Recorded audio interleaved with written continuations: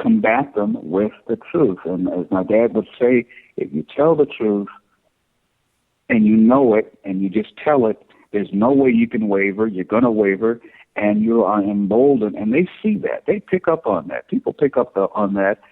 And after a while, well, there must be something to what he's saying, because he doesn't waver a bit. He's like a rock. He's like a stonehead, man. And so people start checking you out, and then you tell them to check out where the truth comes from. And so, but it has to be, it does take patience, especially today, because we're like, in a sense, the new founding fathers of this country. We are refounding America, because I still believe she's going to be rejuvenated, and we are refounding this country. We're the ones who are going to have to lay the groundwork, principally, in this country again. And the way to do it is not wavering, like you said, John, and continuing to repeat it, tell it, live it as well as we can. And by golly, I just know that in time, the truth, the principles, the actions of those promoting the truth will win out and push back the darkness. Yeah, and darkness. If you compromise, we're screwed. Yeah, well, the darkness is, it doesn't matter what the answer was, according to Schieffer. That's not the game they play. It's not the game they're playing on those shows. They don't really care what the answer is. Mm-hmm. They're going to answer your question, and all it is designed to go ahead and tarnish the candidate, whoever they're asking the question to. They just want to put a spot on them. Period. They just want to tarnish them. They want to put a mark on them. They don't really care what the answer is. Like Marco answered. He answered fine. Cruz answered fine. Doesn't matter what they answered, though. And it's just basically, it is moments of madness, as John has put it so succinctly before. And we have more of that. And we're going to see more of this moments of madness from these people, because it's going to get like that. But hopefully, like you say, Ron, they stay on the message and they continue to go ahead and just tell people the truth. Maybe they'll get stopped asking these inane questions. And Remember Reagan? And having said that, let's go to our moments of madness. When we come back, I'd like to respond. I want to put my 2 cents in on this. We got Ron Edwards from the Edwards Notebook and Joe Hakos from Dryer Report with us. Stay with us right here on the Conservative Syndicate. Right now it is Moments of Madness. Today on Moments of Madness.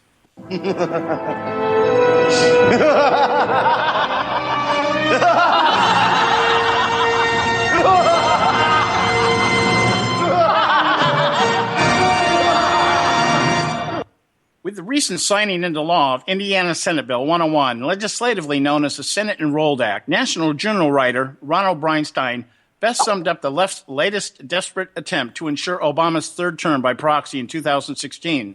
The objective behind his summation is the left's need to retain at least a pen and a phone in the White House that can continue to circumvent the separation of powers should they not recapture Congress through fundraising, vote pandering, redistricting, and fraud. Brownstein pens, with the Indiana religious freedom law, Pence detonated what could be the biggest landmine facing his party in 2016, the sense that the GOP wants to reverse the cultural and demographic changes relentlessly remaking America. Brownstein reiterates, as only a media parrot can, that once again right-wing extremist factions, otherwise known as Christian conservatives, have succeeded in deviously enlisting yet another tepid establishment Republican in their quest to reinitiate the days of the Inquisition in order to thwart our first half-white president's bid to finish fundamentally transforming the United States of America. Using a 22-year-old federal law initially written by Democrat Senator Chuck Schumer and signed into law by Bill Clinton that was later diluted by the Supreme Court ruling in 1997 as an overreach into state sovereignty, several states have passed their own versions of the Religious Freedom and Restoration Act, which decrees people have a civil right to refuse to participate in activities that go against their own religious beliefs. Indiana has been the latest of 22 states to do this. Utilizing the race card as a premise from which the civil rights movement has been redefined to include anything anyone can dream up as a right, the left has introduced the war on women, which demands the right to murder unborn children and receive free birth control, all on the taxpayer dime, and the war on economic injustice, in which the wealth disparity theme has been embraced under Obama's creative destruction agenda, also known as wealth redistribution or Keynesian economic, and expanded and repackaged as new and improved by proclaiming opportunity and entitlement means the same thing. This has not been enough to once and for all bring about the left's vision of a utopian collective. The war on Christianity is the left's last leg of its progressive platform.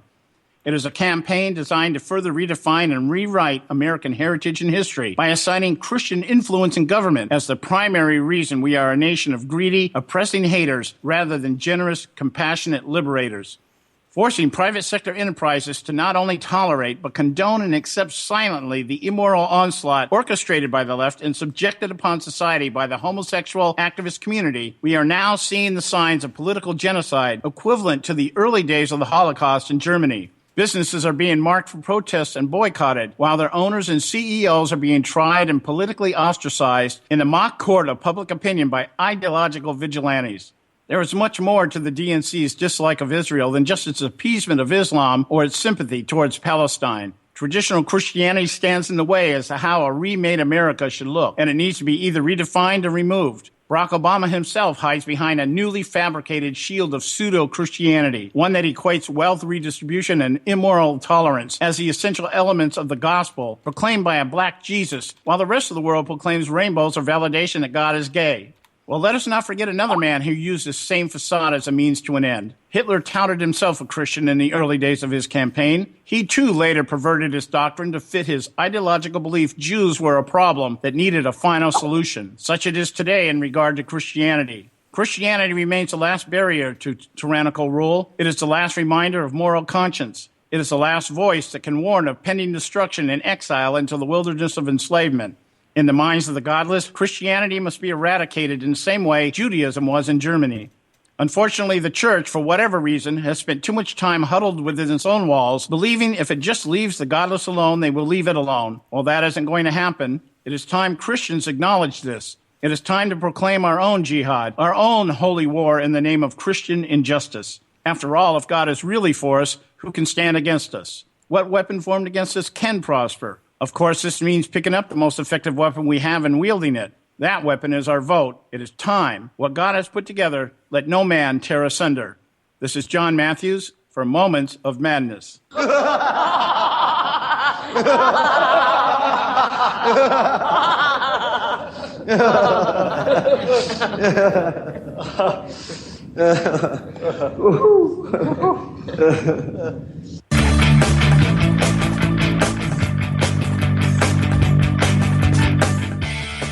Okay, hey, we're back right here on the Conservative Syndicate. I hope you enjoyed that.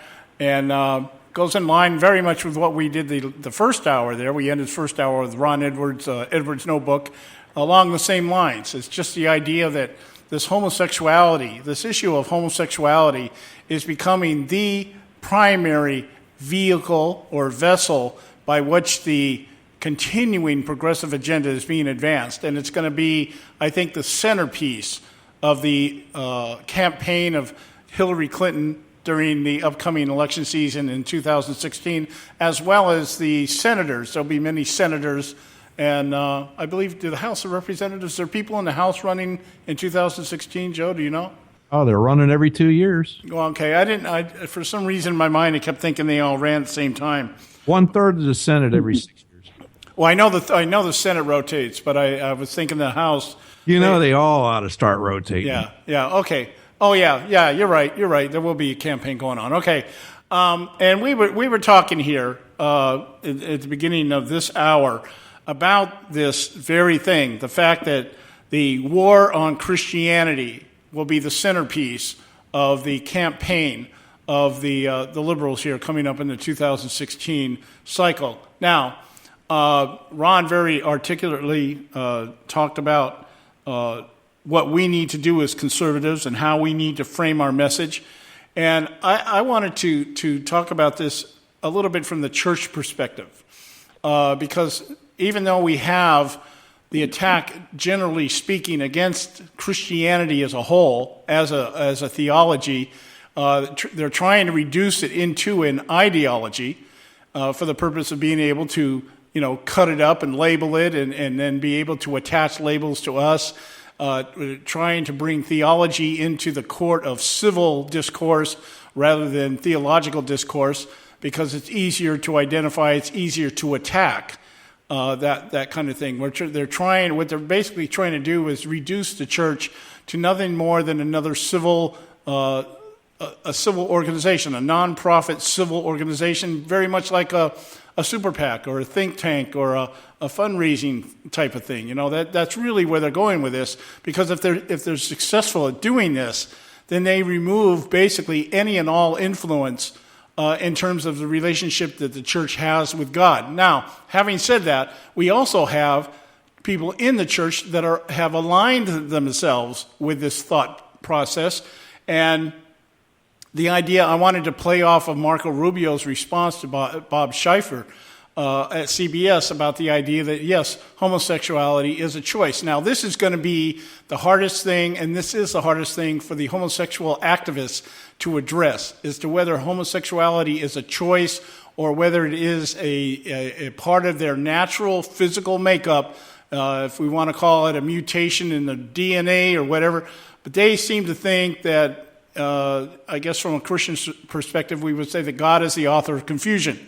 He'll put a penis on a woman. Okay, that's really what we're talking about. Or he'll attach a vagina to a man, however you want to put that. Yeah, okay, now, there is this gentleman out there named John Pavlovitz. He calls himself rogue pastor. He's a rogue pastor.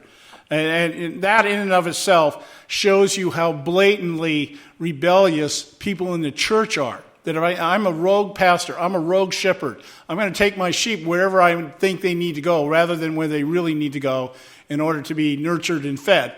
And he talks about the idea. He says this in this article. I'm just going to read you a couple of paragraphs and I'll get you guys comments on it. He says, to all my Christian brothers and sisters who insist that homosexuality is a choice, I need to break down and finally admit something. I agree with you. I believe that it is absolutely a choice too, only not in the way that you may have meant. Now, he goes on to say, far too often, Christian, when you make the statement that being gay is a sin, what you're really doing without realizing it is reducing all LGBT people down to a sex act, as if that alone defines sexuality. You're denying any emotional component in their lives, any capacity to feel real love or show genuine affection toward someone else. Now, defined in human terms, this is a true statement. Defined in biblical terms or within the Christian paradigm, it is all about sexuality when you talk about homosexuals. If it wasn't, why do we have gay parades? And people dress in their leather and have floats that represent phallic symbols. And all. If it isn't about sexuality, then why is the sexuality such a big deal in their mind in terms of having to come at us and say, it's not really about sexuality. It's about monogamy. It's about feelings. It's about relationships and everything else. Well, if that was true, could you not have a close relationship with a man or a woman and be celibate in that relationship? And see, homosexuality is about sexuality, and it's all it's about. Now, they can try to, like a cake, they can put the icing on it and say, well, it doesn't look pretty, but inside, that's not what it's all about. What do you think, Ron? Well, you are dead on, John. First of all, it is, as you say, about the sexuality, and unfortunately, it's all about the unnatural sexuality. That is why homosexuality is more dangerous as a lifestyle than cigarette smoking. That is why the average lifespan of homosexuals is 30 years less than the general population. That is why they cannot procreate.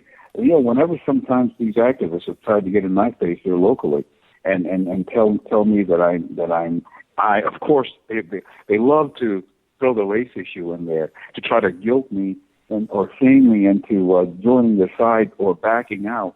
Well, you as a black man should know better, Ron. You should know better. And I said, no, I as a Christian who believes in God, who instructs us to live a certain way and not to live other ways, that's where I'm coming from. Mm-hmm. And, John, when you mentioned about that preacher, the thing that came to me immediately was a charlatan and he's going to have a heap of hurting because, first of all, there's a statement in the Bible where it says, I'm paraphrasing like crazy, that one who misleads the flock in such a manner, it would be better if he were not born.